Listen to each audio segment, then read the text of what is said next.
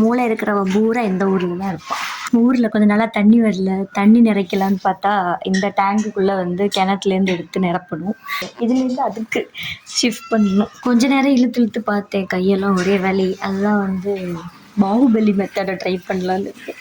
இந்த கிணத்துல வந்து சால்ட் கண்டென்ட் அதிகமாக இருக்கிறதுனால எங்களோட பைப் எல்லாமே துரு பிடிச்சி போயிடுச்சு. அதனால இந்த கிணத்து தண்ணி எங்கேயுமே யூஸ் பண்ணாமல் வச்சிட்ருந்தோம். இதை க்ளோஸ் பண்ணலான்னே ஆல்மோஸ்ட் வந்து டிசைட் பண்ணோம்.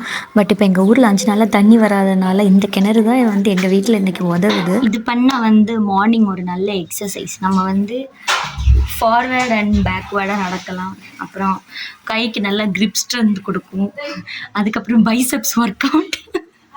காலையில் எந்திரிச்சிலேருந்து டெய்லி சும்மாவே தான் இருக்கேன். அட்லீஸ்ட் இன்றைக்கி இதை பண்ணால் நமக்கு ஒரு ஹாஃப் பாடி ஒர்க் அவுட் நடக்கும். இதுலேருந்து என்ன தெரியுதுன்னா, நம்ம வீட்டில் இருக்கிற எல்லா விஷயமுமே வந்துட்டு வேஸ்ட் ஆனது கிடையாது. ஒரு நாள் இல்லை ஒரு நாள் வந்து அது எதுக்காவது உபயோகப்படும்.